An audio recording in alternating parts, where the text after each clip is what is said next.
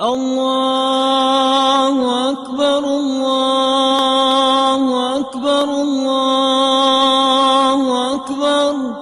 Jadi kita harus lebih kenal dan besarkan Allah Subhanahu wa taala itu di dalam pikiran kita. Ini namanya dasar sekali masalah tauhid.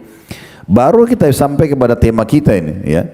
Cukuplah Allah bagiku. Itu bukan cuma ucapan lisan, harus mengenal Allah itu baru betul-betul kita bergantung kepadanya.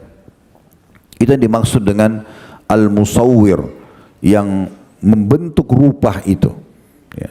Kemudian dikatakan lahul asmaul husna, dia memiliki nama-nama yang mulia. Yusabbihu lahu ma fis samawati wal ard, semua yang di langit dan di bumi ini bertasbih kepadanya, memujinya. Wa huwal azizul hakim, dan dia maha perkasa lagi maha bijaksana. Di dalam surah Al-Imran ayat lain, tadi Al-Hasyr sudah selesai, surah nomor 59 ayat 23 sampai 24. Tentu Al-Quran penuh dengan ayat-ayat tauhid seperti ini, ya. Tapi kita pilih surah Al-Imran surah nomor 3 ayat 189 berbunyi, walillahi mulkus samawati wal ard wa huwa ala kulli syai'in qadir. Fahamilah, yakinilah, kepunyaan Allah lah kerajaan seluruh langit dan bumi ini. Cuma satu pemiliknya. Dan dia maha perkasa dan kuasa terhadap segala sesuatunya. Dia mampu mengerjakan apa saja. Biarpun dokter sudah mengatakan penyakit ibu gak bisa sembuh, sembuh sama Allah, ya. Jadi poin ini, makanya sebelum ke dokter doa dulu kepada Allah, nanti Allah akan mudahkan, ya. Kalau ada yang bertanya, Ustaz, dari mana saya tahu kalau doa saya diijabah sama Allah?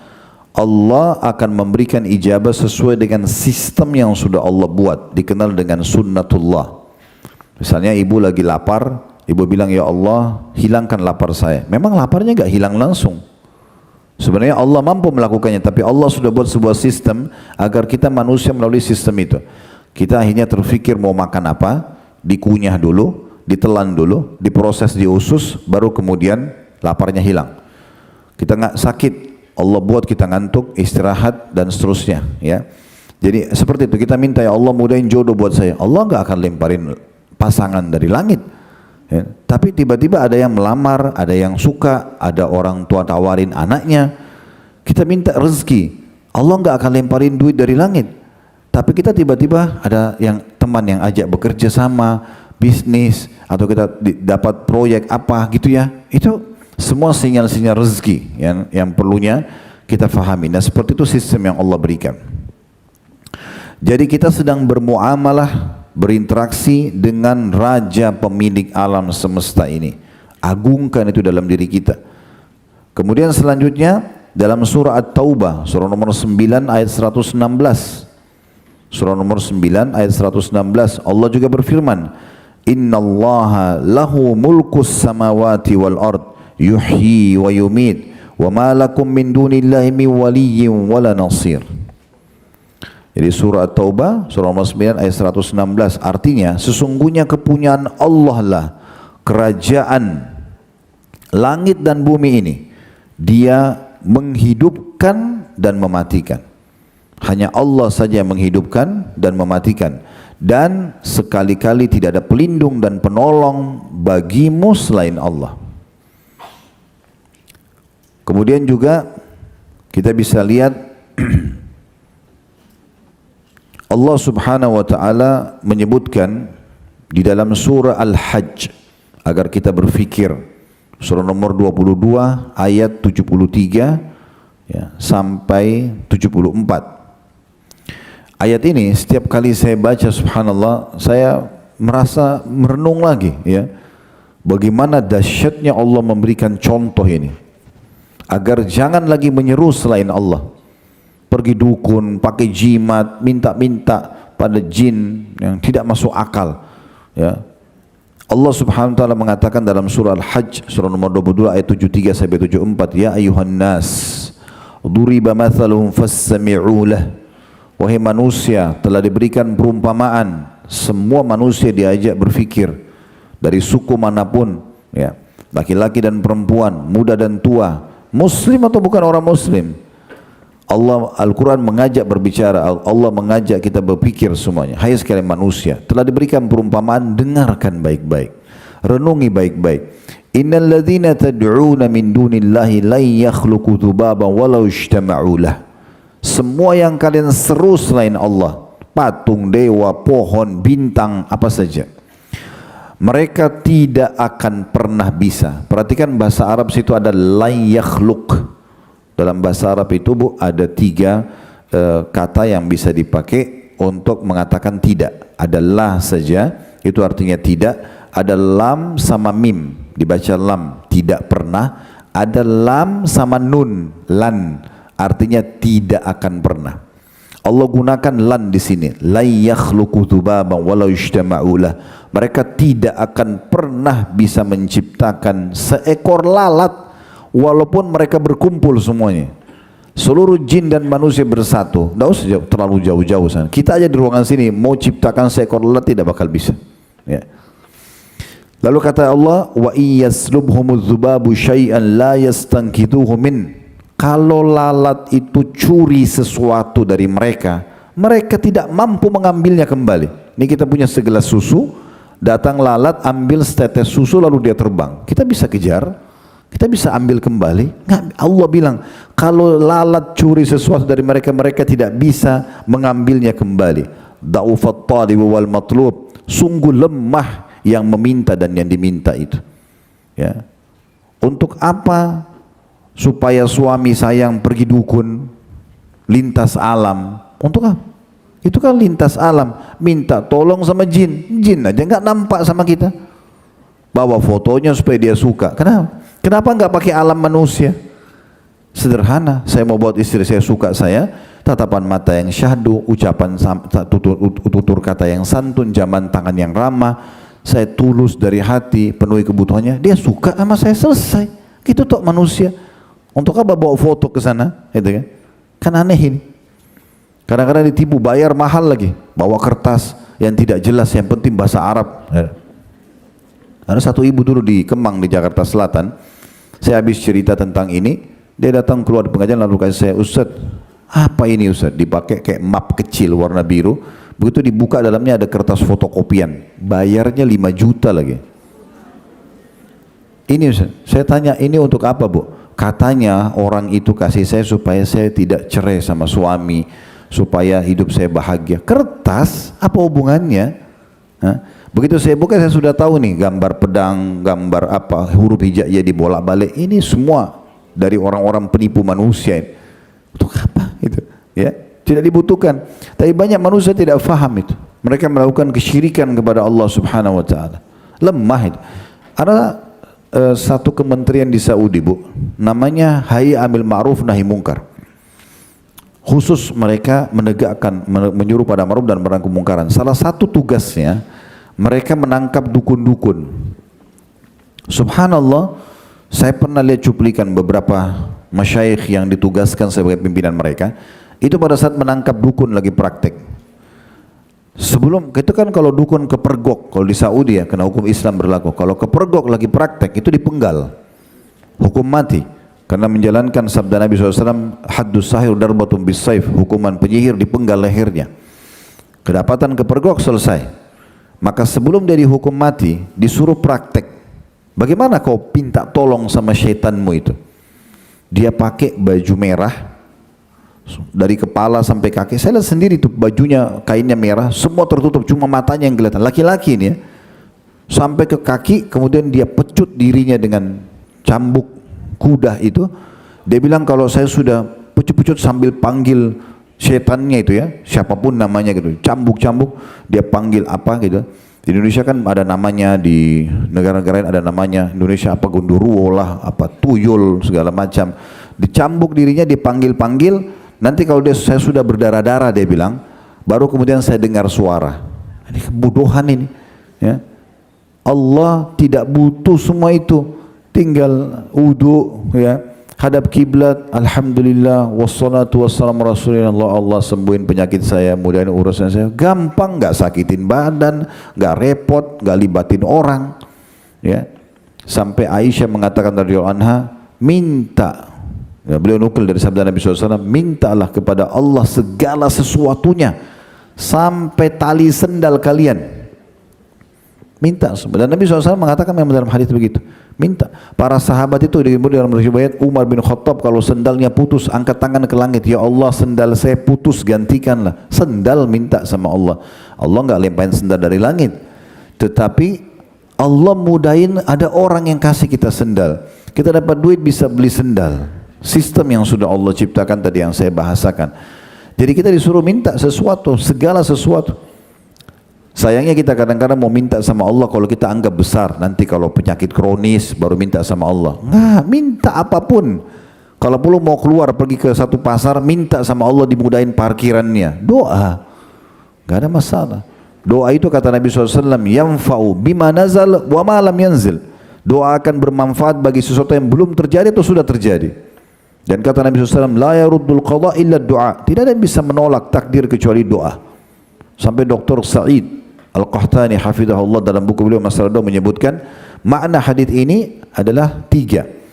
Bisa doa itu lebih kuat daripada keputusan takdir Allah, maka doa bisa mengalahkan takdir tadi. Tadinya kita akan kena satu ujian, tidak bisa kena doa kita. Atau doa lebih lemah, lebih kuat keputusan itu sehingga akhirnya terjadi sebagai ujian buat dia, tapi kalau dia berdoa bisa meringankan dan memberikan jalan keluar. Atau dua-duanya bersaing. Misalnya ibu sakit sudah sebulan, kalau berdoa juga sebulan berarti berimbang itu. Misalnya contoh. Tapi kalau dia baru berdoa sekali, penyakitnya berjalan sebulan, ini enggak berimbang. Bisa saja dikalahkan doa tersebut. Jadi saking luar biasanya Allah berikan peluang kita sebenarnya untuk bisa ya bergantung kepadanya. Kemudian Allah mengatakan, ini yang kita ingin titik beratkan ya, di ayat 74-nya, ma qadarullah haqqa qadri innallaha laqawiyyun aziz. Sungguh mereka betul-betul ya tidak memposisikan ya atau tidak mengenal Allah dengan sebenar-benarnya. Sungguhnya Allah itu maha kuat lagi maha perkasa. Maha kuat lagi maha perkasa. Mengemis sama makhluk, ibu-ibu sekalian, tidak akan mendatangkan solusi. Namun kalau kita kembali kepada sang raja yang sebenarnya, kita akan mendapatkan solusinya. Renungi ini ya, hadis Nabi SAW diriwayatkan Abu Dawud sama Tirmidzi dengan sanad yang sahih. Hadis ini selalu saya jadikan motivasi buat saya untuk selalu kembali dan bergantung hanya kepada Allah saja. Dari hadis Abdullah bin Mas'ud radhiyallahu anhu, beliau mengatakan, qala Rasulullah sallallahu alaihi wasallam, Rasulullah SAW bersabda, man nazalat bihi faqah fa anzalaha bin nas lam tusadda faqatuhu. Siapa yang punya permasalahan lalu dia ya kembalikan atau dia adukan itu kepada manusia, maka tidak akan menyelesaikan permasalahannya. Wa man nazalat bihi faqatun fa anzalaha billah. Siapa yang punya masalah lalu dia kembalikan kepada Allah, fayushikullahu lahu birizqin ajilin aw ajil. Maka pastikan Allah akan segera memberikan kepadanya solusi cepat atau lambat. Ya, dalam sebuah hadis yang lain riwayat Tirmidzi, man lam yad'ullaha yaghdab alaih. Siapa yang tidak minta sama Allah, tidak merengek sama Allah, tidak manja sama Allah, Allah marah padanya.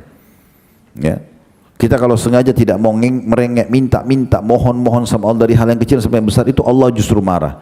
Sampai seorang penyair Arab mengatakan, jangan kau minta sama manusia, yang kalau kau minta padanya dia akan marah. Minta ini, minta itu, sekali, dua kali manusia masih kasih, 3 kali, 4 kali dia akan marah. Tapi mintalah kepada zat Allah, kalau kau tidak minta justru dia marah. Kenapa kita enggak gunakan ini sebagai senjata kita yang luar biasa?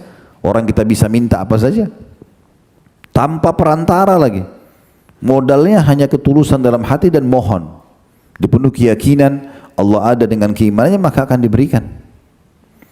Dinukil sebuah kisah, ada seorang dai dari Saudi. Saya nonton cuplikan ceramahnya, tapi saya rasa kisah ini perlu untuk disebarkan. Pengalaman pribadi beliau. Dia pergi ke Mesir. Ada acara di beberapa kota. Sebelum dia pulang ke Saudi, dia bilang saya mampir ke sebuah masjid yang di kota Kairo, yang kebetulan saya isi ceramah juga di situ sebelum saya ke kota-kota lain. Saya akan take off sekitar jam 6 atau jam 7 pagi. Saya datang dari kota yang sana itu sekitar jam 1 jam 2 malam. Saya butuh istirahat, saya lebih baik istirahat di masjid ini karena dekat dengan bandara. Kemudian baru saya pergi menuju ke bandara nanti selepas sholat subuh. Bahasa dia gitu. Waktu saya masuk ke masjid, lampu masjid menyala. Saya pikir ini marbot masjid yang sudah saya kontak memang mempersiapkan buat saya. Saya masuk masjid tidak ada orang. Tapi ada satu orang di mihrab, di tempatnya imam, lagi sujud, lagi sholat. Saya pikir itu marbot masjid barangkali. Selepas dia sholat 2 rakaat atau pada saat dia lagi sholat, dia bilang saya dekatin, saya pengen lihat orangnya betul nggak, tapi dari jarak sedikit. Tidak sengaja saya dengar orang itu lagi berdoa. Rupanya orang itu mengucapkan dalam sujudnya dan suaranya terdengar karena hening, mesti cuma berdua dia. Dia bilang doanya adalah, ya Allah sungguhnya engkau tahu istriku lagi butuh operasi. Kalau nggak salah butuh 10.000 jenih pon Mesir ya. Dan dia sebutkan angka itu dalam doanya. Saya butuh biaya ini ya Allah. Kalau besok saya tidak dioperasi mungkin bisa meninggal. Sebagai ikhtiar manusia, mudahkan rezeki itu untukku. Sementara aku tidak tahu, aku tidak punya uang itu. Diulang-ulangi doanya.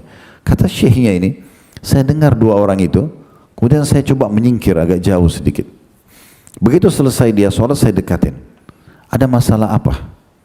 Dia bilang, saya sudah mengantar istri saya ke rumah sakit. Kalau nggak salah kena penyakit kanker apa, harus dioperasi besok kata dokter. Tapi rumah sakitnya nggak mau lakukan itu. Dokter nggak mau kecuali ada uangnya. Saya nggak ada uang. Saya sudah coba pinjam sana sini nggak ada solusi. Saya pikir saya berdoa sama Allah. Kata syekhnya, lanjutkan doa kamu ini dan terimalah berita gembira, kau akan dapat solusi. Silakan lanjutkan. Kata syekhnya, orang itu lanjutkan doanya, diulang-ulangi terus sama dia. Syekhnya mengatakan saya istirahat sejenak karena malam. Azan subuh saya dibangunin sama baru masjid, sudah azan. Syekh bangun, syekhnya bangun. Dia bilang pada saat kami habis sholat qobliyah subuh, menjelang pas iqamah, imamnya persilakan saya, Syekh silakan Syekh, Anda jadi imamnya. Dia bilang saya kurang istirahat, mungkin suara saya kurang bagus. Tidak apa-apa, kami mau mumpung Anda di sini silakan Anda jadi imam. Udah, dia bilang saya jadi imam. Selepas salam, ada orang di belakang saya, kata syekhnya ini, sholat di belakang saya pas. Kemudian tiba-tiba salam sama saya, ahlan syekh. Pokoknya syekh ini kebetulan punya media juga, punya YouTube, dia ceramah dan disebut orang-orang Jazirah Arab kenal dia. Kemudian dia mengatakan, ada satu orang datang mengatakan, Syekh, saya tinggal di apartemen di sebelahnya masjid ini, kata orang itu. Saya tadinya mau sholat subuh di tempat lain, tapi waktu mulai Anda membaca ayat, saya kenal suara Anda. Saya datang sholat di sini. Karena itu. Terus tiba-tiba orang itu bilang begini, Syekh, ada satu hajat saya. Kata syekhnya, apa itu? Dia bilang, saya punya zakat mal, nilainya 10.000 pon. Nilainya mirip sama orang yang minta doa tadi malam itu. Saya ingin kasih ke satu orang. Sudah lama saya tahan, istri saya selalu ingatkan keluarkan zakat itu. Saya bilang tunggu dulu. Hari ini saya meminta tolong tunjuk siapa orang yang bisa saya kasih. Syekhnya bilang saya berdiri, saya cari mana orang yang semalam. Rupanya ada di ujung saf, di saf pertama. Dipanggil sama syekhnya, sini. Datang orang itu mendekat. Kata syekhnya, coba sampaikan hajat kamu semalam yang kau berdoa. Dia bilang istri saya butuh operasi, butuh uang 10.000 jenih, 10.000 pon. Syekh, orang yang kata syekhnya waktu dia bilang 10.000 pon, saya bertakbir Allah Akbar. Orang yang mau punya uang zakat juga bertakbir Allahu Akbar. Ini kok angka itu bisa pas ya? Maka kata syekhnya, orang ini punya zakat, dia mau alokasikan, dan orang ini punya hajat, dia bilang sama punya zakat, maka saya sarankan berikan kepada orang ini. Diberikanlah pada orang tersebut. Orang tadi sujud kepada Allah, bersyukur, ya Allah terima kasih. Orang kembali kepada Allah itu luar biasa. Tinggal butuh keyakinan atau tidak. Ingat ya, kalau ibu menyampaikan hajat kepada Allah, jalankan hadis Nabi SAW, ud'u rabbakum muqinuna bil ijabah. Berdoalah kalian, manjalah kalian, mohonlah kalian pada Tuhan kalian dalam kondisi penuh keyakinan akan diijabah. Fa innallaha la yaqbalu du'a min qalbin ghafil. Karena Allah tidak akan pernah menerima doa dari hati yang lalai. Allah terima enggak ya? Ragu. Ya enggak diterima. Ya. Yakin Allah dengar, Allah akan kasih. tinggal berjalan saja. Dan ingat juga sebuah hadis Nabi SAW, yustajabu li ahadikum malam ya'jal. Pasti akan diijabah doa seseorang antara kalian selama dia tidak tergesa-gesa. Sahabat bertanya, "Wamal isti'jal?" Dalam riwayat, "Kaifa yasta'jil?" Bagaimana tergesa-gesa itu ya Rasulullah? Kata Nabi SAW, "Yaqulu da'utu wa lam yustajabu li fatarakat du'a." Dia mengatakan, saya sudah berdoa tapi belum lihat ijabahnya, lalu dia tinggalkan doa. Mungkin ibu tinggal sekali lagi berdoa Allah ijabah. Kenapa berhenti? Jangan pernah berhenti sampai lihat apa yang ibu minta.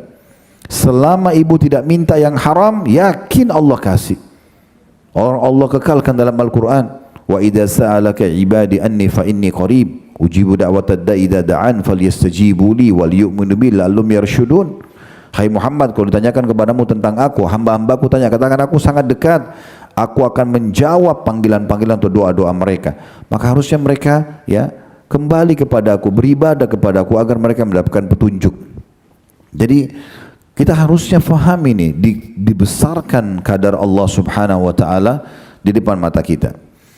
Dan ada sebuah hadis juga yang mulia, hadis yang masyhur sekali ya, tapi mengajarkan kepada kita, mengingatkan kita kembali tentang bagaimana Allah Azza wa Jalla memerintahkan kita untuk betul-betul bergantung kepadanya.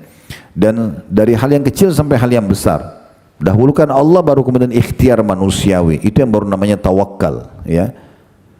Dalam hadis Abi Dzar radhiyallahu anhu Al-Ghifari, beliau mengatakan anin Nabi sallallahu alaihi wasallam yarwihi ar-rabbih azza wajal. Dari Nabi SAW yang menukir riwayat dari Tuhannya, Allah yang maha mulia dan maha tinggi. Ini hadis qudsi. Annahu qal, bahwasanya Allah berfirman, ya ibadi, wahai hamba-hambaku. Allah ajak bicara kita semua. Kami, saya dan teman-teman dai ini hanya penyambung apa yang Allah sampaikan. Bapak ibu sekalian, ibu-ibu harus renungi baik-baik ini, ya. Wahai hamba-hambaku, Allah ajak bicara anda secara individu dan kita semua secara umum. Kata Allah, inni haramtu dzulma ala nafsi wa ja'altuhu bainakum muharraman fala tadzalamu. Ingatlah, kata Allah, aku mengharamkan kezaliman atas diriku. Tidak mungkin tidak memberi hak atau mengambil yang bukan hak. Dan aku jadikan haram di antara kalian. Maka jangan kalian saling menzalimi. Ambil yang punya kita saja. Bukan punya kita jangan disentuh. Walaupun sebutir beras, walaupun seteguk air, haram dalam Islam, tidak boleh. Dan sumber pendapatan haram bisa mendatangkan banyak mara bahaya, ya. Ributnya rumah tangga, durhakanya anak dan segala macam hal. Kami pernah tabligh akbar di kota Makassar, judulnya akibat makanan haram. Kalau ibu-ibu yang sudah mengikuti medsos kami di Khalid Basarma Official di YouTube, itu ada cari di playlist, akan cari judul bedah buku tentang akibat makanan haram. Itu luar biasa efeknya. Banyak rumah tangga ribut karena itu, banyak anak-anak durhaka karena itu. Bahkan Dr. Ziyad Abadi pernah menyampaikan, dari sumber pendapatan haram ada orang tidak sadar, dia memberikan makan anaknya dari yang haram, anaknya menjadi pembunuhnya karena mau mengambil warisannya. Pernah dengar ada anak-anak bunuh orang tua mengambil warisan? Nah, itu kata beliau itu sumber haram di badannya anak itu, akhirnya Allah jadikan anaknya membunuh dia, dan sekian banyak masalah yang hadir. Maka tinggali semua kezaliman, bukan hak kita jangan sentuh, udah selesai. Dan ingat ya, kita punya kapasitas, mulut kita ini masuk 1 sendok nasi, 2 sendok udah nggak bisa ngomong, gitu ya. Kita juga kalau telan itu harus pelan-pelan, kalau enggak susah kita menelannya, kapasitasnya ada. Hidung kita Allah buat kecil begini, kita cuma bisa hirup dengan kapasitasnya. Mata kita ada jangkauan melihatnya, tangan bisa jangkauan melihat. Bahkan yang kita kenakan, kopiah saya pakai begini, cuma bisa 1, pakai 2 kopiah diketawain orang gitu. Ibu pakai jilbab double-double diketawain orang, kan gitu. Baju kita bisa pakai 1, 2 lembar, pakaian dalam sama pakaian luar. Pakai 5 lembar baju, kan itu jadi lucu gitu ya. Sepatu 1 pasang, punya 5 pasang sepatu, butuh 5 kali. Kalau 1 hari 5 hari baru diganti. Kapasitasnya ada. Kaki kita melangkah ada kapasitasnya, semua ada kapasitasnya, supaya kita tidak melebihi itu. Pesan yang kedua, itu pesan pertama dalam hadis ini. Pesan yang kedua, ya ibadi, kullukum dhallun illa man hadaituhu fastahduni ahdikum. Wahai hamba-hambaku, kalian semua sesat. Kalian tidak tahu harus berbuat apa kecuali yang aku berikan petunjuk padanya. maka mintalah petunjuk hanya kepadaku, aku akan tunjukkan kalian. Minta sama Allah, nanti Allah akan gerakkan makhluk memenuhi kebutuhan ibu. Jangan ke makhluk lalu tinggalkan Allah, ini kebalik. Minta dulu sama Allah, nanti Allah gerakin tuh semuanya orang-orang untuk datang memenuhi kebutuhan kita. Ini poin, tinggal mengatur saja sebenarnya. Cuma kadang-kadang orang tidak atur itu. Ya. Jadi semua kita tidak dapat petunjuk kecuali yang Allah berikan petunjuk padanya. Maka minta petunjuk padaku, petunjuk apa saja. Ya. Ngomong, minta sama Allah Subhanahu Wa Taala. Allah marah kalau kita nggak manja sama Dia. Ini disuruh manja nggak mau gimana sih? Kan gitu. Pesan yang ketiga, ya ibadi, wahai hamba-hambaku, kullukum ja'i'un illa man at'amtu fastat'imuni at'imkum. Wahai hamba-hambaku, kalian semua lapar kecuali yang aku berikan makanan, minta makanan padaku.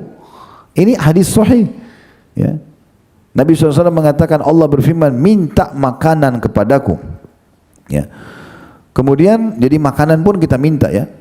Pesan selanjutnya ya, yang keempat, ya ibadi, kullukum 'arin illa man kasautu fastaksuni aksukum. Kalian semua wahai hamba-hambaku telanjang, tidak berbusana kecuali yang aku berikan pakaian padanya. Minta pakaian kepadaku. Disuruh minta makanan, minta pakaian ya. Ini baru pesan yang keempat. Pesan yang kelima, jadi minta pakaian ya. Minta baju, minta pakaian apa saja sama Allah Subhanahu wa taala. Pesan yang kelima, ya ibadi, innakum tukhti'una bil-laili wan-nahar wa ana aghfirudz dzunuba jami'a fastaghfiruni aghfir lakum. Wahai hamba-hambaku, kalian banyak berbuat kesalahan-kesalahan di malam dan di siang hari, dan akulah satu-satunya yang bisa mengampuni dosa-dosa. Maka mohon ampunlah kepadaku, aku akan maafkan kalian. Ya. Pesan pertama, enggak boleh zalim. Pesan kedua, minta petunjuk sama Allah. Pesan ketiga, minta makanan sama Allah. Pesan keempat, minta pakaian sama Allah. Pesan kelima, minta ampun agar dimaafkan oleh Allah. Ya, karena semua dosa itu Bu ya, penyebab daripada hilangnya fasilitas bertahap. Kalau ibu kerja di satu perusahaan, buat pelanggaran berarti sangat terancam dengan hilangnya fasilitas kerjaan tersebut, sumber income dan segala macam. Nah itu kalau dalam agama kita namanya dosa. Buat pelanggaran dosa berarti akan ada fasilitas yang diangkat. Makanya dalam hadis Nabi SAW dikatakan oleh beliau, ada banyak rezeki hamba yang tertahan karena dosa yang dia lakukan. Jadi nggak usah buat pelanggaran, selesai. Toh juga ada solusinya, kan? Khamar, minuman keras, nggak boleh. Baik, ada gantinya, ada air putih, ada susu, ada madu, ada sirup. Kenapa harus khamar? Orang mau interaksi biologi, suka lawan jenis, oke. Zina dilarang, ada nikah, kenapa nggak nikah? Gitu kan? Kemudian juga makan, diharamkan babi, ada sapi, ada kambing, ada ayam, ada kelinci. Kenapa harus yang haram? Apa masalahnya? Yang haram itu cuma sebagai ujian dan ada gantinya. Kalau orang beriman, gak bisa makan enak, gak bisa tidur enak, gak bisa biologis, mungkin orang melanggar. Ini gak ada. Pesan yang keenam, ya ibadi, innakum lan tablughu dharri fatadurruni wa lan tablughu naf'i fatanfa'uni. Wahai hamba-hambaku, kalian tidak dapat membahayakanku dan kalian juga tidak dapat memberikan manfaat kepadaku. Ibu kalau dari bayi, kita begitu lahir dari bayi, kita udah bisa ibadah, sudah bisa zikir, udah bisa doa, udah bisa sholat. Sampai kita mati, anggap umur kita 200 tahun lah. 200 tahun kita ibadah. Demi Allah nggak bermanfaat buat Allah itu. Kenapa banyak orang sholat buru-buru, seperti orang store kewajiban saja? Karena dia pikir Allah butuh. Salah Bu. Allah nggak butuh dengan sholat Anda, puasa Anda, zikir Anda. Allah nggak butuh. Kita yang butuh dengan itu. Sayang waktu yang dibuang-buang zikir seperti orang kumur-kumur. Apain? Subhanallah. Sambil diresapi maknanya. Alhamdulillah. Ya, wala ilaha illallah. Wallahu akbar. Renungi maknanya. Oh ya, maha suci Allah. Segala puji bagi Allah. Tidak ada Tuhan yang berhak disembah kecuali Allah. Allah maha besar. Pelan-pelan. Berdoa pelan-pelan. Apa yang diucap? Rabbana atina fid dunya hasanah. Renungi makna, ya Allah berikan aku semua kebaikan yang terbaik di dunia. Wa fil akhirati hasanah, semua yang terbaik di akhirat. Wa qina adzabannar, selamatkan kami dari api neraka. Renungi. Makin kita renungi maknanya, itu makin khusyuk namanya, makin konsentrasi, makin mudah diterima. Jadi kita betul-betul tidak akan membahayakan Allah kalaupun kalau kita tidak bisa memberikan manfaat walaupun kita ibadah seumur hidup kita. Dan juga tidak bisa membahayakan Allah. Artinya kalaupun kita dari lahir bayi sampai mati maksiat terus, tidak ada bahayanya buat Allah. Tidak ada bahaya. Karena seluruh makhluk Allah ini umumnya beribadah kepada Allah. Semua malaikat beribadah kepada Allah. Semua benda-benda di langit, di bumi ini beribadah kepada Allah. Yang malas ini, yang kufur hanya sebagian kecil dari jin dan manusia. Umumnya semua beribadah kepada Allah. Itu pesan yang keenam. Yang ketujuh, ya ibadi, lau anna awwalakum wa akhirakum wa insakum wa jinnakum kana ala atqa qalbi rajulin wahidin minkum ma zada dzalika fi mulki syai'a. Wahai hamba-hambaku, kalau seandainya manusia pertama dan jin pertama yang saya ciptakan sampai yang terakhir lahir, semuanya digabungkan, jin sama manusia itu semuanya sama, berada pada level takwa tertinggi. Orang yang terbaik ibadahnya, takwanya dari Nabi Muhammad SAW. Anggap semua jin, semua manusia miliaran sama dengan Nabi Muhammad SAW ketakwaannya. Apa kata Allah SWT? Tidak akan menambah sedikit pun dari kerajaanku. Gak ada pengaruhnya. Semua kalian baik, gak ada pengaruhnya. Allah gak butuh dengan amal kita. Kemudian dikatakan, ya ibadi, law anna awwalakum wa akhirakum wa insakum wa jinnakum kana ala afjari qalbi rajulin wahidin ma naqasa dzalika min mulki syai'an. Wahai hamba-hambaku, kalau seandainya kalian semua, manusia yang pertama, jin yang pertama sampai yang terakhir, puluhan miliar, ratusan miliar jumlahnya pun, semuanya afjar qalbi rajulin, semua buruk seperti Fir'aun misalnya, kufur kepada Allah, semua tidak akan mengurangi sedikit pun dari kerajaanku. Tidak ada pengaruhnya sama Allah. Pesan ke-8, ya ibadi, lau anna awwalakum wa akhirakum wa insakum wa jinnakum qamu fi sa'idin wahidin fasa'aluni fa'ataitu kulla insanin mas'alata ma naqasa dhalika mimma indi illa kama yanqusul mikhyatu idha udkhilal bahr.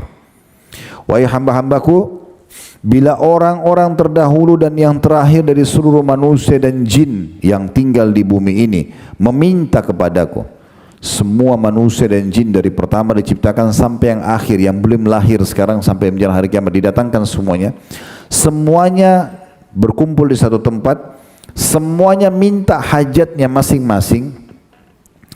Lalu aku penuhi semua permintaan mereka masing-masing itu, tidaklah hal itu mengurangi apapun yang ada padaku, kecuali sebagaimana sebatang jarum yang dimasukkan ke lautan. Kita celupin jarum di lautan, diangkat, tidak ada pun setetes air yang tinggal di situ. Kekayaannya Allah seperti lautan yang luas itu. Ya. Sampai saya teringat juga sebuah hadis Nabi SAW, beliau mengatakan kepada Bilal, pada saat Bilal sempat menyimpan kurma yang sangat ranum, bagus sekali, beliau tidak sedekahkan. Lalu Nabi tanya waktu dihidangkan kepada Nabi, apa ini Bilal? Saya simpan butuh anda ya Rasulullah. Kata Nabi SAW, hai Bilal, keluarkan, sedekahkan, jangan tunggu saya, dan jangan pernah takut miskin dari pemilik singgasana yang agung. Nabi SAW selalu tanamkan pemahaman-pemahaman yang besar seperti itu. Kemudian selanjutnya, ya ibadi, ini pesan yang ke-9, innama hiya a'malakum uhsiha lakum uwaffiyakum iyyaha faman wajada khairan falyahmadillah wa man wajada ghaira dzalika fala yalumanna illa nafsah. Yang artinya, wahai hamba-hambaku, sesungguhnya amal-amal yang kalian lakukan itu, yang saya perintahkan, sholat, puasa, zakat dan segala macam hal, aku catat semua untuk kalian, sebenarnya untuk kalian juga. Kemudian aku memberikan balasannya untuk kalian, ya, untuk kebaikan kalian sendiri. Maka barang siapa yang mendapatkan dalam buku amalan nanti kebaikan-kebaikan karena dia faham ini tujuan dia diciptakan untuk beribadah kepada Allah, hendaklah ia bersyukur kepada Allah. Dan kalau dia mendapatkan selain itu, maka jangan pernah dia salahkan kecuali dirinya sendiri. Hadis yang panjang lebar ini diriwayatkan oleh Imam Muslim, hadis yang sahih. Kata Sa'id, seorang perawi hadis, dia nukil dari seorang ulama, gurunya dia, namanya Abu Idris Al-Khulani. Dia mengatakan, kalau Abu Idris Al-Khulani membaca hadis ini, idza haddatsa bihadzal hadis jatha ala rukbatai. Dia langsung duduk, dia bertumpu dengan kedua lututnya dan menurunkan kepalanya saking tunduknya kepada Allah. Artinya mau apa lagi setelah hadis ini? Semua disuruh minta dan manja kepada Allah. Mau minta ditambahkan nikmat silahkan, waktunya 24 jam terbuka, ya. Mau juga minta diberikan jalan keluar silahkan, semuanya bisa didapatkan. Kemudian selanjutnya hadis yang lain, ya. Hadis ini juga hadis yang mulia, tapi ini sudah tidak asing hadisnya sebenarnya. Hadis-hadis seperti ini sudah sering didengarkan sebenarnya dari para asatidzah kita, tapi kita kalau ingatkan, kalau baca ini majelis ilmu itu mengingatkan kembali, ya. Yang berbunyi dari hadis Ibnu Abbas, atau Nabi SAW bersabda kepada Ibnu Abbas radhiyallahu anhuma, beliau mengatakan, ya gulam, wahai anak kecil. Orang Arab kalau manggil anak kecil atau anak muda, wahai ya gulam, inni u'allimuka kalimatin, saya akan ajarkan kepadamu beberapa kalimat. Hafal baik-baik, renungi baik-baik, praktikkan dalam hidupmu. Ini kunci kebahagiaan. Lalu kata Nabi SAW, ihfadillah yahfadhuk, jaga hubungan baikmu sama Allah, Allah akan jaga hubungan denganmu, ya. Allah akan menjagamu. Ihfadillah tajidhu tujahak, jaga hubungan baikmu sama Allah, Allah akan selalu ada di hadapanmu. Kapan kau perlu, maka dia akan ada. Tiba waktu solat, solat, tiba waktu puasa, puasa, zakat, sedekah, umroh, haji, bakti orang tua, baik sama tetangga, segala macam hal. Lalu dikatakan, idza sa'alta fas'alillah, kalau kau minta hanya minta kepada Allah. Wa idza ista'anta fasta'in billah, kalau kau minta tolong hanya minta tolong kepada Allah. Wa'lam annal ummata idza ijtama'at ala an yanfa'uka bi syai'in lam yanfa'uka illa bi syai'in qad kataballahu lak. Ketahuilah kalau seluruh umat manusia ini bersatu untuk memberikan manfaat kepadamu, tidak akan pernah sampai kepadamu kecuali yang sudah Allah catatkan. Kalau semua manusia berkumpul untuk memberikan satu manfaat, tidak akan sampai kecuali yang sudah Allah tentukan. Dan dikatakan, wa in ijtama'u ala yaduruka bi syai'in lam yaduruka bi syai'in illa qad kataballahu 'alaik. Dan kalau mereka semuanya bersatu untuk menyusahkanmu, membahayakanmu, semua dunia ini mau menyusahkan kita, mau membunuh kita, tidak akan pernah menimpamu kecuali yang sudah Allah catatkan atasmu. Rufi'atil aqlam wa jaffatis suhuf. Sungguh telah diangkat pena yang mencatat takdir di Lauhil Mahfuz dan telah kering catatannya. Udah, enggak akan berubah lagi. Hadis ini hadis yang sahih diriwayatkan Tirmidzi dan juga Imam Ahmad. Jadi kesimpulan dari apa yang kita sampaikan semua ini, bagaimana seorang muslim mengagungkan Allah Subhanahu wa taala dalam hidupnya. Dan kami sarankan agar ibu bersemangat untuk selalu mau dekatkan diri kepada Allah Subhanahu wa taala, lakukan dua hal. Yang pertama, ya, mencari tahu tentang dan membaca terus keutamaan dari amal yang ibu kerjakan. Apapun yang ibu mau kerjakan, usahakan cari tahu fadilahnya. Saya selalu sarankan dalam pengajian, jangan pernah mengerjakan satu jenis ibadah kecuali kita sudah tahu keutamaannya, dan itu butuh 5 menit kalau sekarang, ya. Misalnya mau sholat duha, ketik aja keutamaan sholat duha di Google, keluar semua artikel, cuplikan ceramah di Facebook, di TikTok, di Instagram, di YouTube, keluar banyak orang menyampaikan. 5 menit aja, baca atau dengarin. Nanti kita tahu, oh saya kalau sholat duha dapat ini ya. Itu nanti akan membuat kita konsisten, gitu kan. Kemudian yang kedua, itu harus dipaksakan. Paksakan, mulai sekarang harus paksakan baca Quran, sholat malam, majelis ilmu, paksa. Nggak bisa enggak. Allah mengatakan dalam Al-Quran, walladzina jahadu fina lahdiyannahum subulana. Orang-orang yang memaksakan jalan menuju jalan kami akan tunjukkan dia ke jalan-jalan kami, ya. Dan saking luar biasanya para salafus salih dalam memaksakan diri dalam ibadah ini, sampai dimulai dari Nabi SAW, ya. Nabi SAW pernah sholat malam sampai kakinya pecah-pecah. Ditanya oleh istrinya tercinta Aisyah radhiyallahu anha, kenapa anda sholat seperti ini ya Rasulullah, padahal dosa anda yang lalu dan akan datang sudah dimaafkan. Maka kata Nabi SAW, afala akunu abdan syakura, apakah aku tidak bisa menjadi seorang hamba yang bersyukur. Mereka paksakan diri dalam ibadah. Dinukil dari sebagian salaf mengatakan, kami menemukan para sahabat Nabi muka mereka sampai kusut di pagi hari karena semalam suntuk mereka habiskan dalam ibadah kepada Allah Subhanahu wa taala. Bahkan ada di antara mereka kalau luput satu ibadah saja, mereka ganti dengan ibadah yang lain. Abdullah bin Umar radhiyallahu anhu pernah ketinggalan satu kali solat berjamaah, maka beliau mengganti dengan solat semalam suntuk tanpa tidur. Umar bin Khattab, ayah beliau, pernah beli satu kebun itu indah sekali, ada sumber mata air, pohon kurmanya banyak, buahnya random sekali. Dan saking asyiknya nikmat itu, Umar lewat solat asar, keluar dari kebun, baru mau solat orang sudah bubar. Maka Umar sedekahkan semua kebunnya itu, gak dipakai sama Umar, udah sedekahin, gara-gara ini saya lalai gitu.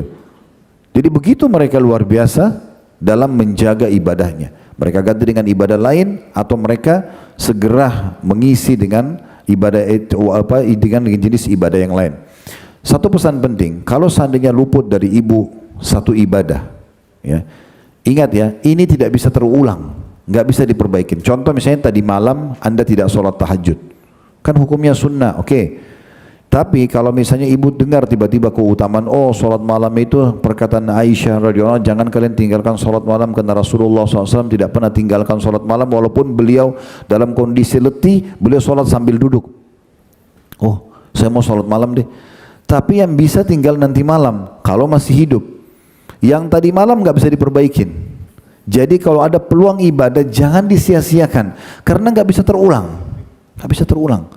Kita kalau sholat masbuk satu rakaat saja, itu sudah cukup membuat kita tidak bisa perbaikin. Gak bisa kita bilang sama imam, imam kembali dong ke rakaat pertama supaya saya ikut, supaya malaikat catat dari awal. Tidak bisa.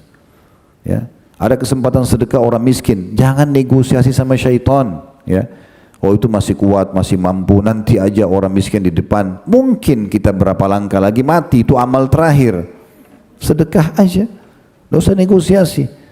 Ibadah itu kalau datang kesempatannya dieksekusi, bukan negosiasi sama syaitan. Kalau ibu lakukan ini dengan izin Allah SWT, betul-betul nanti kita bisa menggantungkan ya nasib kita dan apapun kepada Allah Subhanahu wa taala. Subhanakallahumma bihamdika asyhadu an la ilaha illa anta astaghfiruka wa atubu ilaik. Wassalamualaikum warahmatullahi wabarakatuh.